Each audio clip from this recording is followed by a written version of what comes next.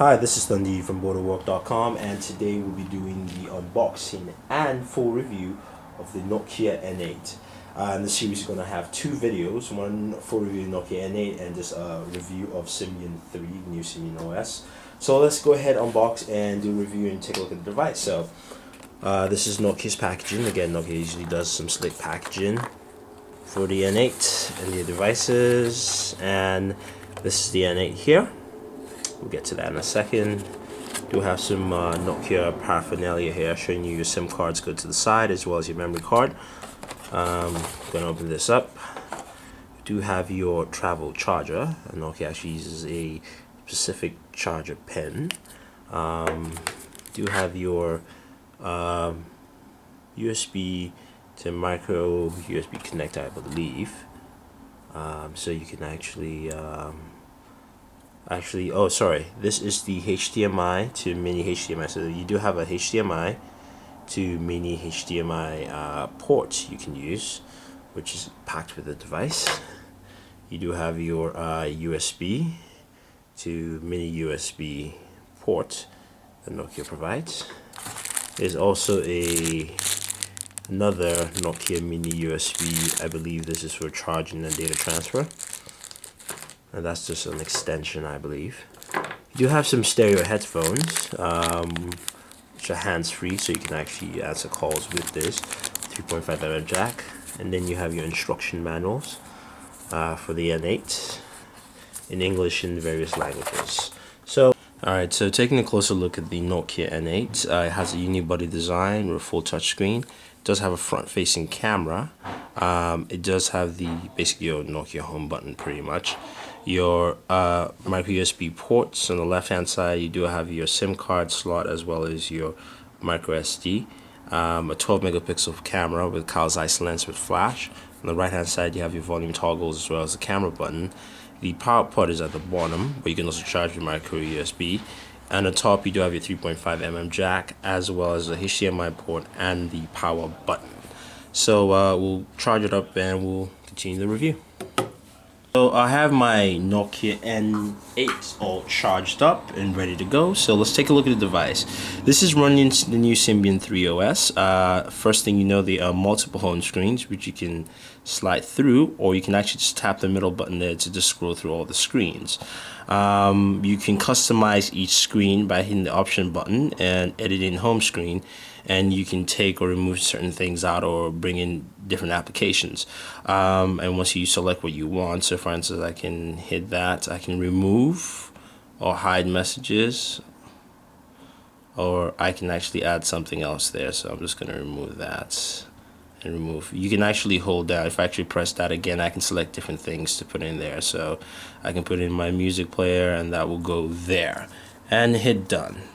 So first thing you notice with 3 home screens, like when you actually get it, you do have your general, your time, your date. You'd also have your social media network setup, which I actually set up here. So I have my Booredatwork as well as my Twitter setup, which ties into other features in the phone, and especially with the camera, so you can actually share or upload pictures or videos from the camera. Now let's take just a general look at Symbian OS here before we get to the phone and the hardware. Hitting the basically the home button takes you into the main menu where you have your calendar, contacts, music player, photos, maps, OV maps, videos, web TV, and settings, as well as your applications. You can get into your applications and scroll down through and see what applications that come. These are basically applications that come with the phone. You have the video editor, the photo editor, radio, YouTube. Now YouTube's actually a YouTube link to the web page and not an actual app. And then of course the software update and then OV Music Store. You can bring any of these to your home screen, so which is actually a nice plus. There's no more jankiness that way. Overall, or you can go back or just hit the home to actually go back to the home screen. So overall, it's a smooth experience. It's still Symbian as you know it, so it hasn't veered off or gone to the you know, the new format you've seen with other smartphones, as in the you know, Android's iPhone, or even Windows Phone 7. But overall, it's very usable. The battery life is solid for this device. I mean, literally, I've been using it just for a couple of days, and I haven't needed to charge it. So that is one major plus. And Nokia does make some very solid hardware. One of them, very quickly, to access the 12 megapixel camera at the back, or the front-facing camera, you actually have to hit the camera button. So if I hold that down, that takes me to the camera. Actually, I have it on the web, on the recording mode. So you see HD MP4 is the format it records in, and you can basically, a couple options here. If you actually go into options for the camera, you can switch to the secondary camera, which is the front-facing camera, which you would see now, and see, you can see, of course, it's a lower resolution, but it's good for video talk and things like that. Go back to options, use main camera again. We can also mess around with the camera settings, so we can look at that, change video quality, stabilization, show last captured video, things like that. Going back, we can check out the image mode, and basically switch to the regular camera mode, which you can now also play with those settings, turn red eye off, flash, and things. I'll have a bunch of pictures with the review. Overall, the HDMI out works very well. It's pretty simple. It's pretty much almost a plug and play experience. The camera does have a video editor, so let's actually just exit out of here. So this is the video editor, which Nokia has touted. You can make stylish slideshows or create videos from your clips. You can basically add clips, add videos, music. So it's a very simple process. You just select the clip you want. I actually have a couple of clips here that I created. You can also basically just drag a clip, for instance, and just take, say, that clip, hit OK. It has the clip in there. We can actually add text. Music, sorry. Select one of the tracks there, or probably if you have more music in on the phone, we can actually use one. So I could select, say, this. You can hear that. I can trim it if I want to. I can trim the track, so I can actually move it along, trim certain segments, and I hit OK. That's already added the track to there. I can actually add text to it also, and write a text of any kind. Let's put something test. Hit OK. Change the background color green and make that black. So hit OK there. So I have that. I can move that text to the front. So for instance, I have to move that here so the text comes in front. I can trim it if I want to, and put a transition. So I have a transition there. Play the transition clip.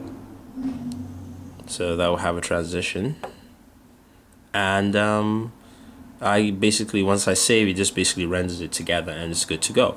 You see clips of that online, so it's very easy, very simple to use, and it's a quick process. And we're just gonna exit out of here. Exit without saving, yes. So that is the that's basically the video editor. Overall, the Nokia N8 is as a piece of hardware, it is pretty much one of the best on the market. I do like the hardware itself. It's very slick. It's very stylish. Nokia always does a good job with their hardware pieces, so it's a very solid device overall. Software wise, I mean, if you use Symbian before, then you're very used to this software. If you're coming away from something else, a Symbian, you might have a hard time assembling and trying to have different functions. The browser is okay, but you can actually download other browsers from the OV store. OV Maps works very well. I have videos of OV Map tests, which we've done with the Nokia N97 Mini, so you guys can check that out too. Overall, it's a nice device. Symbian OS, I would say, kind of slows it down a little bit. There's so much more you could probably get out of the Nokia N8 that, you know, that I think the OS kind of slows it down. Like, don't get me wrong, it's not a bad OS. I'm not claiming it to be bad. I'm just saying that maybe a different approach might work, but it's still a very solid device. I mean, I do like it. I like the fact that battery life is phenomenal. I like the fact that you can actually run off Edge and still be able to download stuff quite effectively. So it's well optimized, especially for this experience. You know, so Nokia's done a fantastic job. It's a nice piece of hardware, especially if you want a phone and you want to be tied down a network. This works very, very well for you. It can work in AT&T, T-Mobile, internationally too. So and again, right now it's pretty well priced in the market, so you can get the N8 for a very good price. Again, so if you guys have any questions, any comments, let us know. We'll have other videos for the N8, so check those two out. And again, this is Thunder from Booredatwork saying thank you and always enjoy entertainment.